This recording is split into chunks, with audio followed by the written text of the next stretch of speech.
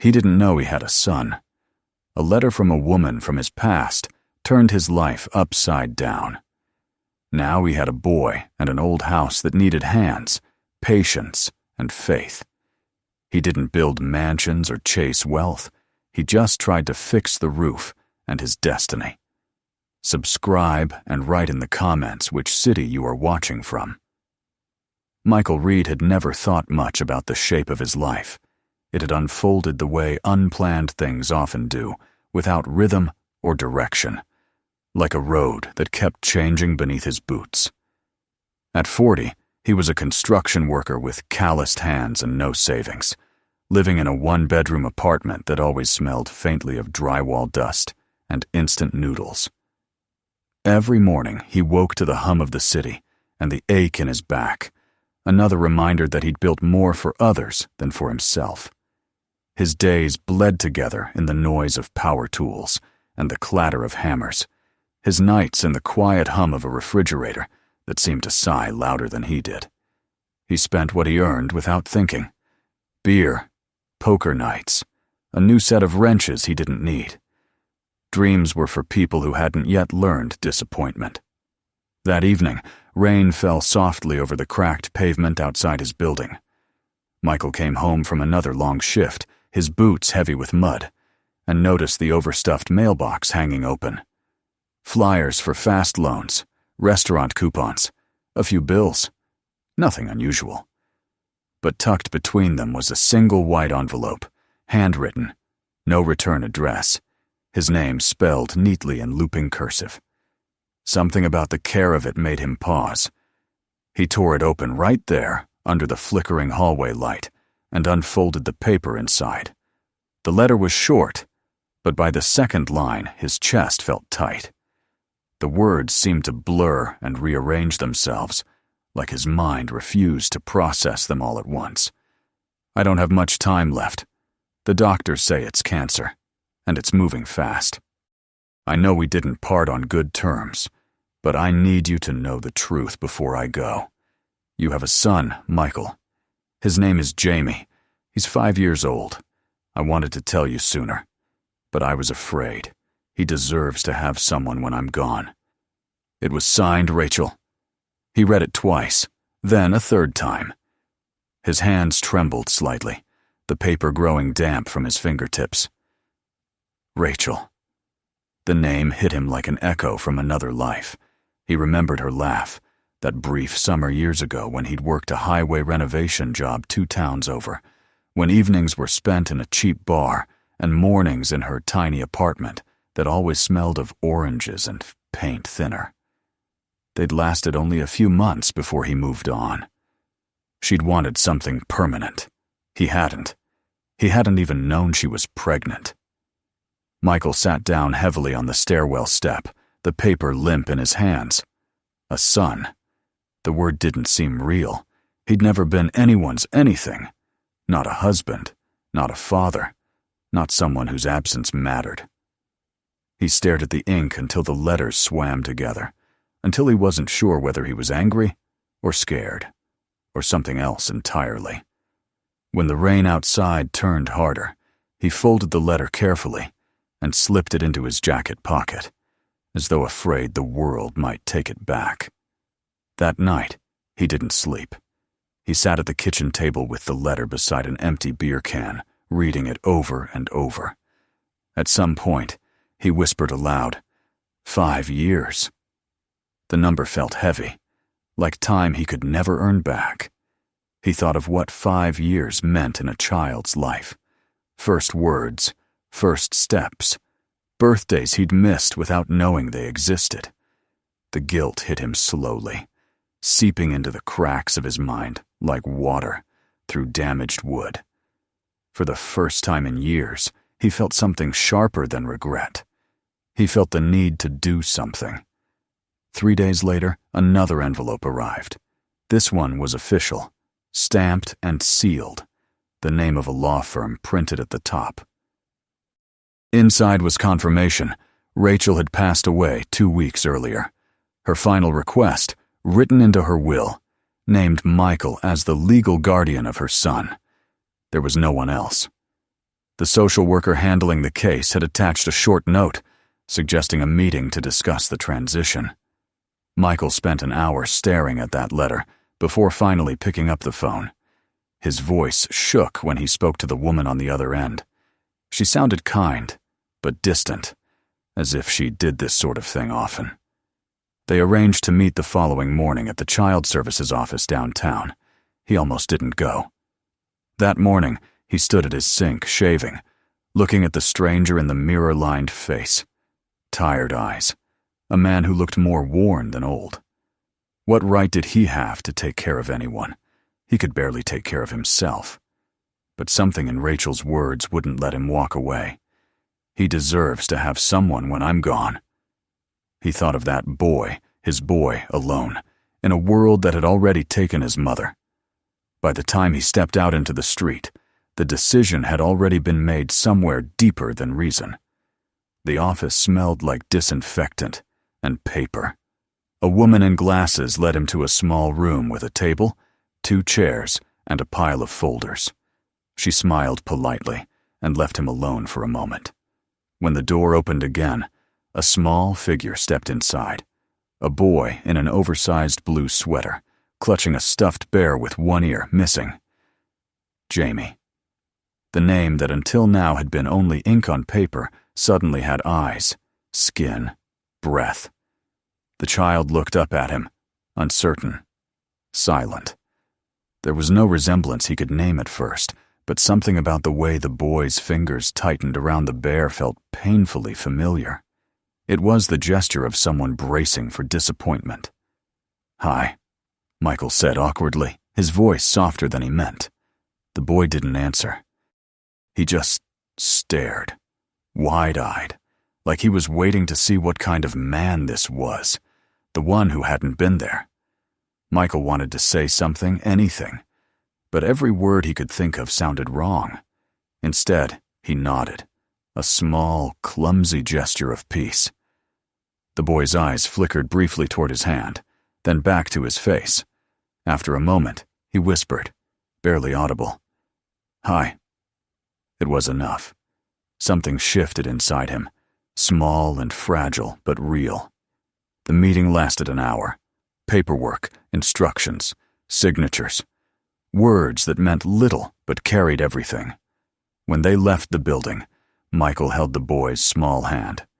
It was cold, light as a bird, but it didn't pull away. They walked to the car in silence, the world suddenly too large for words. He didn't have a plan.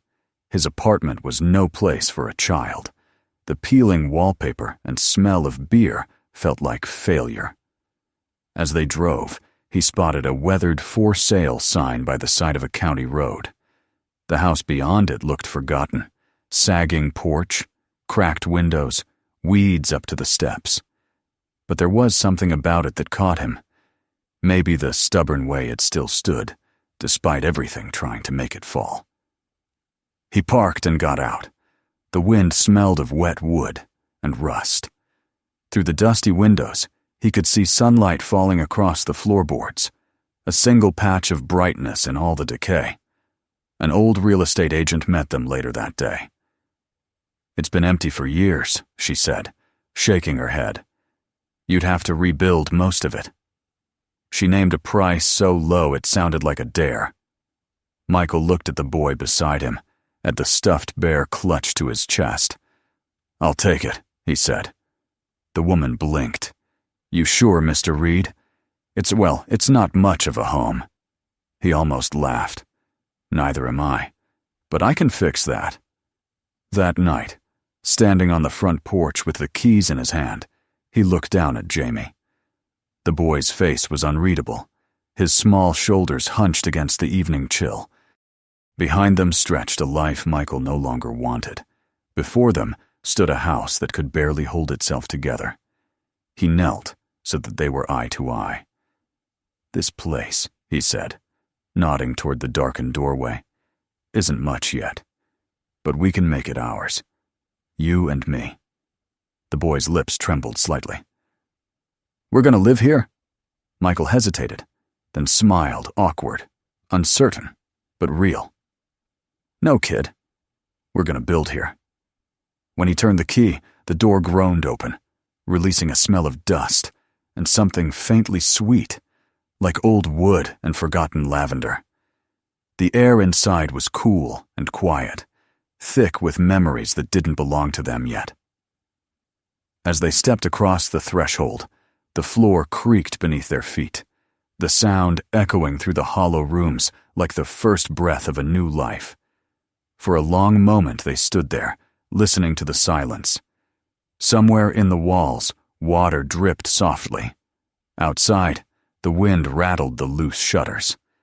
Michael looked around and saw ruin-peeling paint, cracked plaster, stains spreading like ghosts across the ceiling. But beneath all that, he felt something stronger, the stubborn bones of a place waiting to be saved. Maybe, he thought, saving it could save them both. He turned to Jamie, who was staring at the patch of light on the floor. The boy took one careful step forward, then another. Finally, he set the bear down on the dusty wood and said quietly, "It's not so bad." Michael's throat tightened. He nodded, not trusting himself to speak. In that moment, surrounded by decay and emptiness, he felt something stir for the first time in years, a flicker of purpose, small and steady, like a match struck in the dark. Outside, the rain had stopped, and through the broken window came the sound of the wind, carrying the faint promise of change. The house stood before them, wounded but still standing, waiting for hands willing to rebuild it. And somewhere inside, Michael realized, a man who had long stopped believing in second chances was about to learn how to start again. Morning came with the faint chill of late autumn, and the house seemed to breathe as if waking with them. Michael stood in the kitchen doorway, holding a mug of coffee that had already gone cold, staring at the walls streaked with water stains and old wallpaper curling at the edges. The place was worse than he'd remembered from the day before. Now that the adrenaline of the purchase had worn off, the full weight of what he'd done pressed down on him. Every surface whispered of years of neglect. Roof leaking in 3 spots, floors warped from damp. Wiring so old, it hummed faintly in the silence. He could already see the money draining from his pocket before he had even lifted a hammer. Beside him, Jamie sat, cross-legged on the floor, feeding crackers to his stuffed bear. The boy's quiet presence felt both comforting and unbearable. Michael took a breath and forced himself to say, "Guess we'd better get started." The first week was chaos. The house, long uninhabited, fought him at every turn. Pipes burst when he tried to run water. The first time he flipped a light switch, sparks jumped, filling the room with the smell of burning dust. At night, he and Jamie slept on an air mattress in the living room, their breath visible in the cold. The child didn't complain, only shivered under a blanket too thin for November, and watched his father in silence. Once, Michael caught him whispering to the bear in the dark. "Mom said you'd come," the boy murmured. Michael turned away quickly, pretending not to hear. That single sentence, so full of trust he didn't deserve, lodged in his chest like a nail. Each day began the same.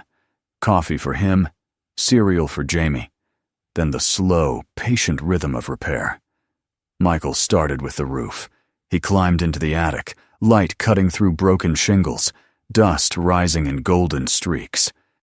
Jamie waited below, handing up nails, his small hands smudged with dirt. Sometimes he'd ask questions, what kind of wood this was, why it smelled like rain, and Michael would answer as best he could, trying to remember the tone his own father once used. By evening they were both exhausted, covered in sawdust and paint, but there was a strange peace in that exhaustion.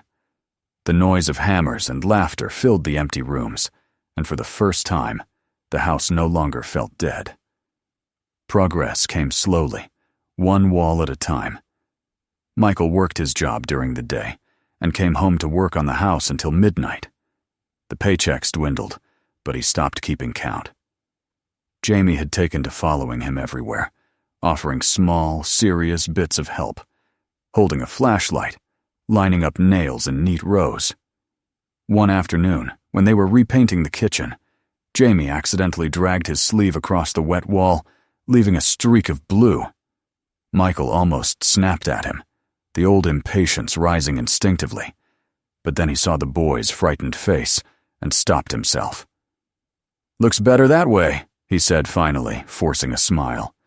"Adds character." They both laughed, and something fragile between them began to mend. Neighbors started to notice the noise of renovation. One evening a knock came at the door. On the porch stood an elderly woman with silver hair and a casserole dish steaming in her hands. "I'm Evelyn Hunt," she said. "Used to live 2 houses down. Thought you might like something hot."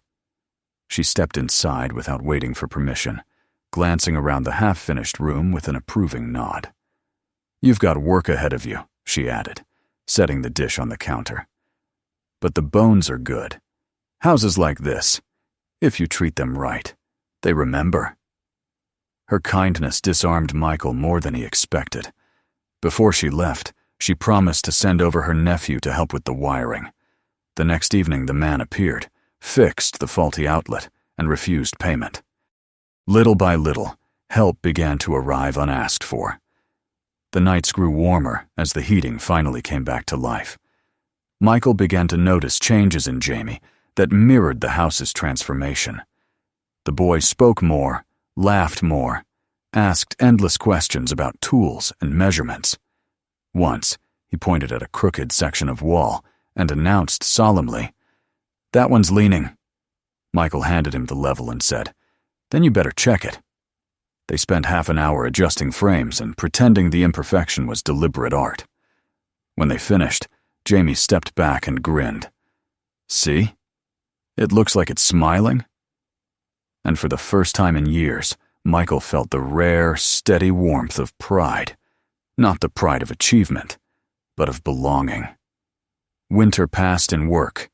They patched the roof, repaired the floors, painted the hallway, a soft cream that glowed under lamplight. Sometimes they'd stop and eat sandwiches, sitting on overturned buckets, the radio humming in the background. Evelyn visited every Sunday with bread or pie. The neighbor's teenage son dropped by after school to help carry lumber. The sound of voices began to fill the house, laughter echoing where once there had been only wind. Michael found himself humming while he worked, unaware that Jamie was watching him with wide eyes, learning not just carpentry, but something deeper, the quiet language of persistence. One stormy night, thunder shook the roof and rain poured through a gap he hadn't finished sealing. Jamie woke, crying as water dripped onto the mattress.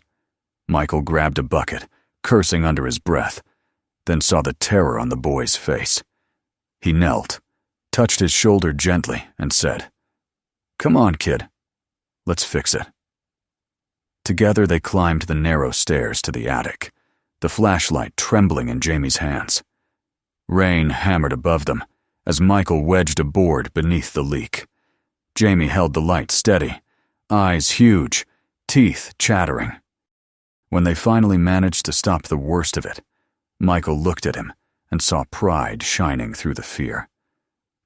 "We did it," the boy said softly. "Yeah," Michael answered. "We did." After that night, something unspoken changed.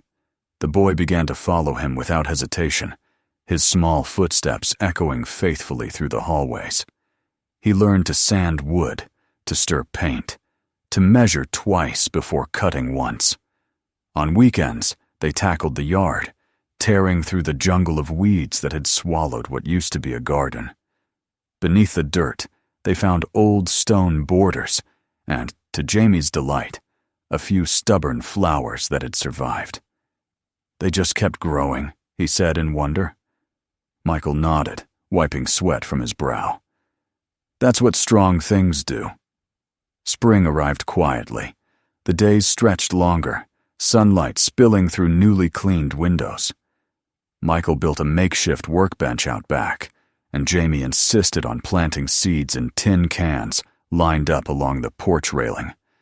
Each morning he would check them, announcing, "Still dirt," until one day a fragile green sprout pushed through. The look on his face, astonishment, pure and bright, was worth every hour of labor. That evening they sat on the steps, watching the sunset paint the house gold. "It's getting better," Jamie said. Michael looked around at the patched walls, the new roof, the faint smell of cut wood drifting through the air. "Yeah," he said. "So are we." Money remained tight. Some nights Michael went to bed, worrying about bills, about whether he'd be able to keep the house if another emergency hit. But the fear no longer hollowed him out. He had something solid to fight for now. Every repair, every small victory reminded him that progress didn't have to be fast to matter. He'd stopped buying beer, stopped wasting his paychecks on things that filled only silence. Instead, he bought paint, nails, and new shoes for Jamie. The boy never asked for toys. What he wanted was time with his father, with the tools, with the house they were building into a life. One afternoon, cleaning the attic, Michael stumbled upon a dusty box wedged between rafters. Inside were faded photographs of a family who must have lived there decades ago. A man and woman standing proudly on the same porch, a little girl holding a puppy. Beneath the photos lay a stack of letters bound with a ribbon, the ink nearly gone. He didn't read them. It felt like trespassing on someone else's memories. But he placed the box carefully back where he found it, a silent promise that their story would be safe within these walls. When he came down, he saw Jamie asleep on the floor beside his bear, sunlight pooling around him.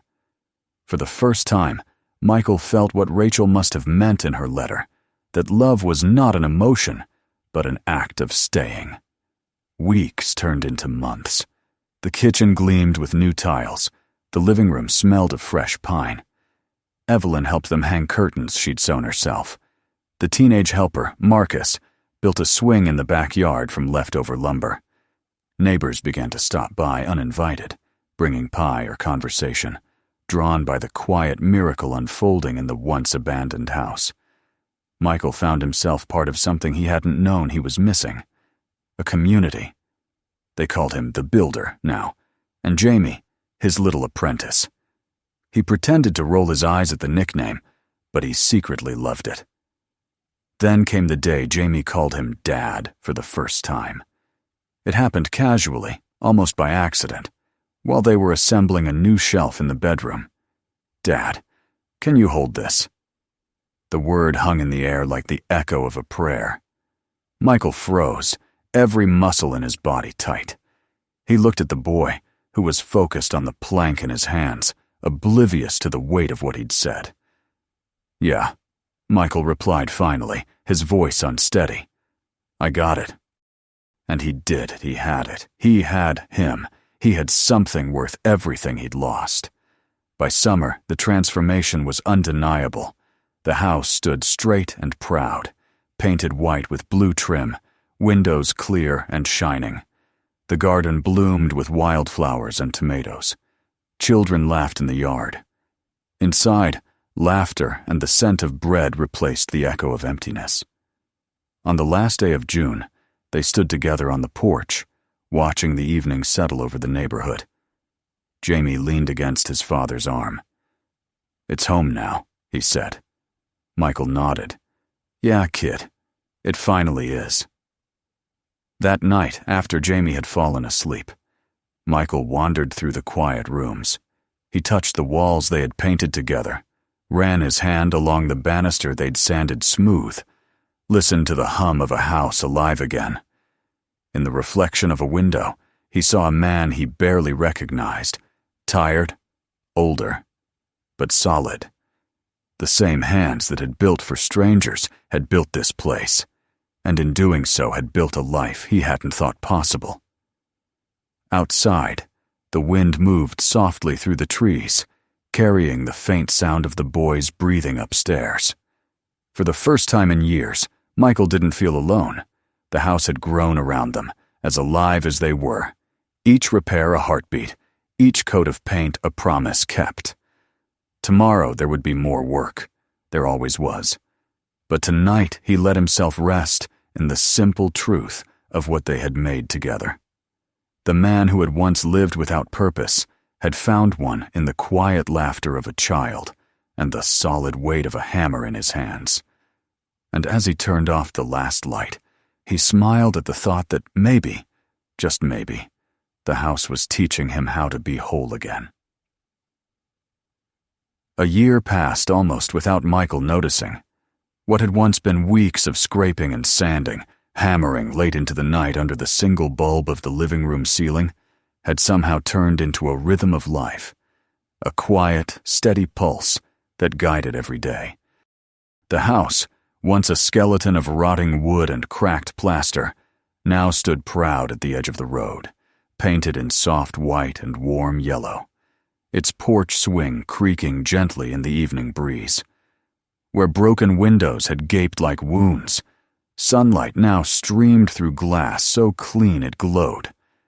Inside, the scent of pine and old wood had been replaced by the warmth of fresh bread and the faint sweetness of varnish.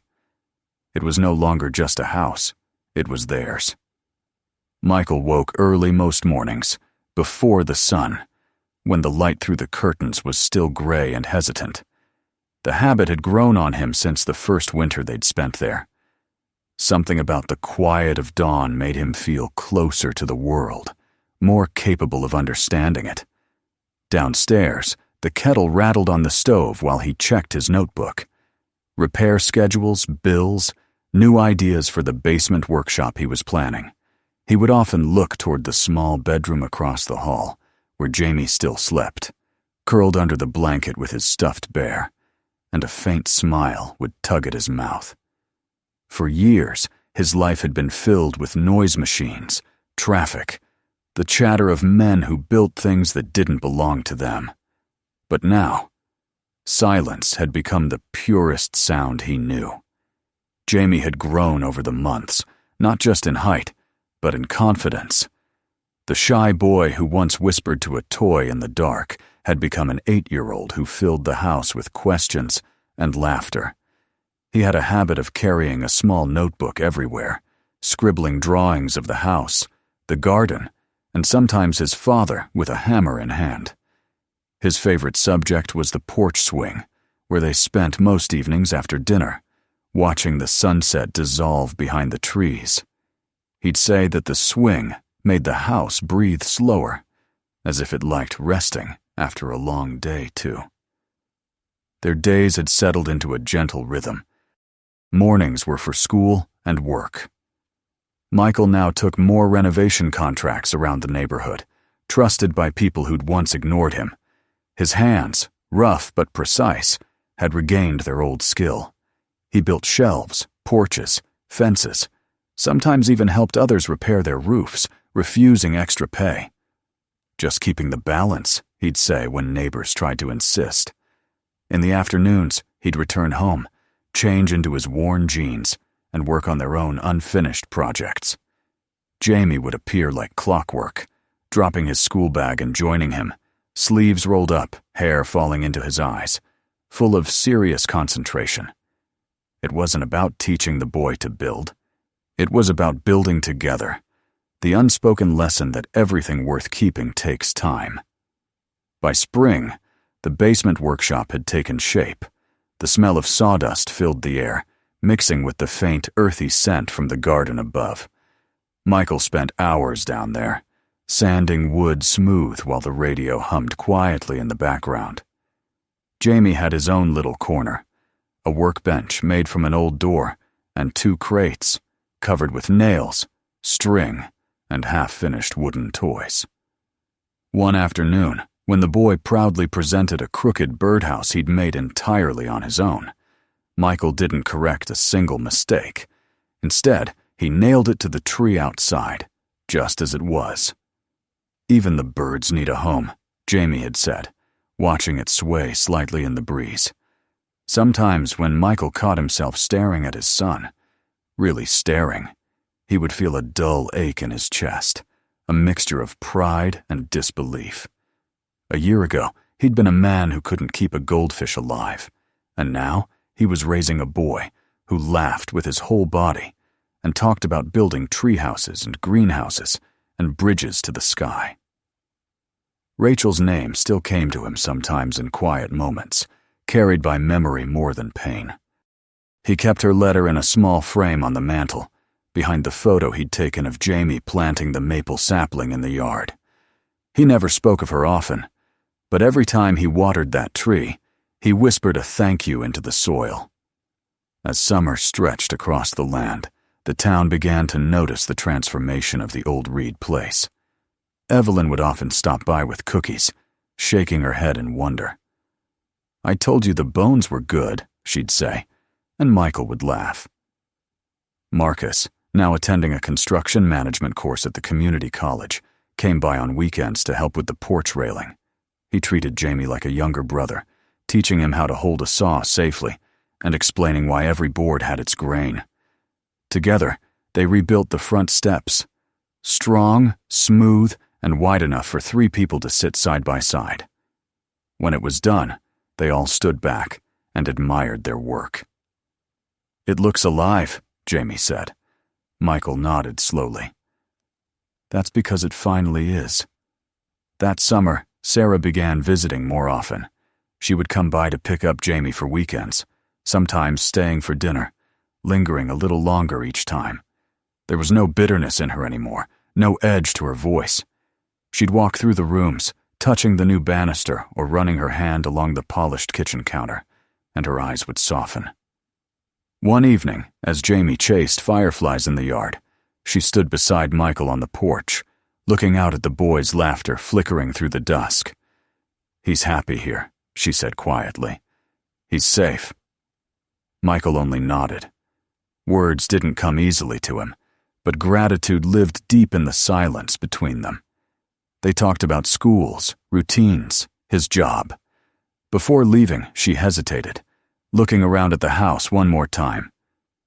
"You've built something good here, Michael," she said. "Something real." When her car disappeared down the road, the night seemed gentler than before.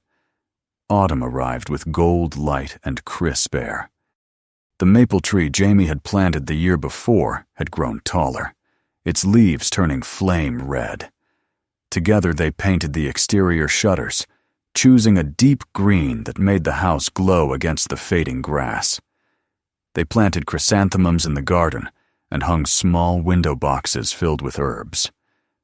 "Smells like pizza," Jamie said every time he brushed the basil with his fingers. Evenings grew shorter, and they'd sit by the fireplace, Jamie sprawled on the rug with his drawings, Michael reading repair manuals and pretending to study. The quiet moments between them carried a kind of peace that neither dared disturb. One Saturday, while cleaning the attic, Michael found an old box he hadn't noticed before. It was small and covered in dust, wedged behind a beam. Inside were yellowed photographs, families long gone, faces smiling in front of the same porch, children playing under the same tree that now held Jamie's birdhouse. Beneath the photos were letters, fragile and thin, written in faded ink. He didn't read them all, but he could tell they were love letters, fragments of someone else's story.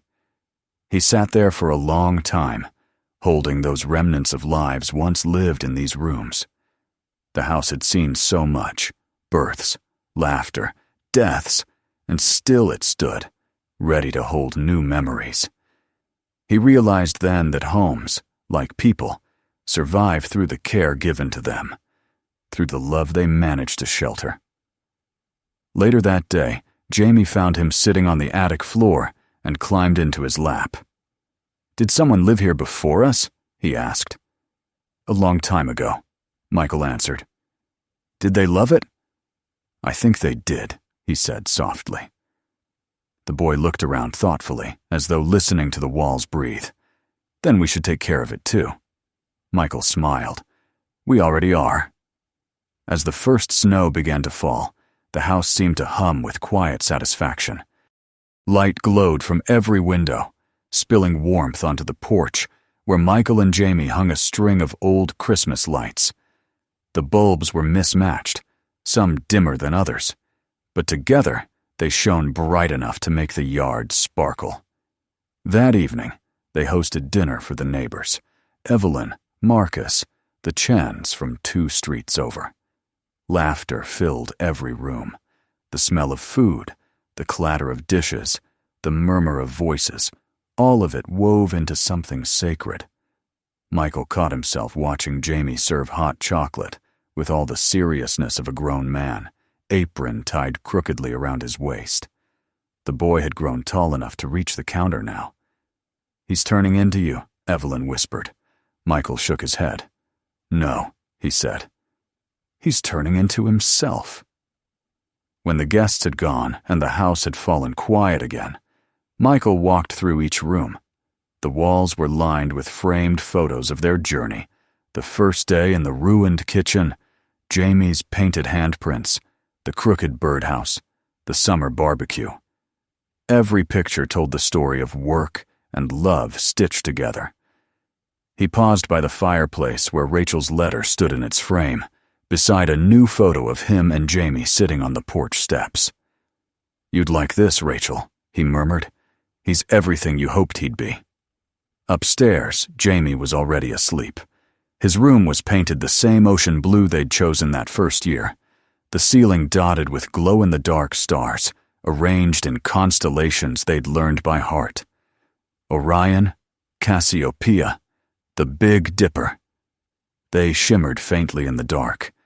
Michael stood in the doorway, watching the slow rise and fall of his son's breathing. It struck him then that the house wasn't just walls and timber. It was a reflection of them, broken once, now mended, still imperfect, but alive. Every nail, every board, every scar in the floor was a memory. He turned off the light and whispered, "Sleep well, buddy." The boy stirred slightly, murmuring something about the stars, and settled again. Downstairs, the fire crackled softly. Michael sat in his chair, listening to the wind brush against the windows. Outside, snow fell quietly over the yard, blanketing the garden and the steps, but the light inside held steady. He thought about how far they'd come, the man who had nothing but regret, the boy who had lost everything but hope, and the house that had waited patiently for them to find each other. The ache of loneliness that had once filled his nights was gone, replaced by something strong and steady, belonging. He rose, looked once more around the room, and smiled. The house stood as it had always stood, but now it breathed with them, carried their laughter in its beams, their warmth in its walls. The man who had bought a ruin to fill a void had instead rebuilt his life one nail, one wall, one heartbeat at a time. He understood now that homes, like people, were never truly finished. They grew, they changed, they healed. Outside, the world lay quiet under the snow, but inside, the glow of their little world held firm, a light that could not be buried, not by time, not by weather, not by the past. And as Michael closed his eyes beside the fading fire, the sound of his son's soft breathing upstairs mingled with the creak of the old house, 2 rhythms perfectly in tune. It was, at last, a home a living heart made of wood, laughter, and love. The builder found out. He had a son and bought an old house that changed their lives forever.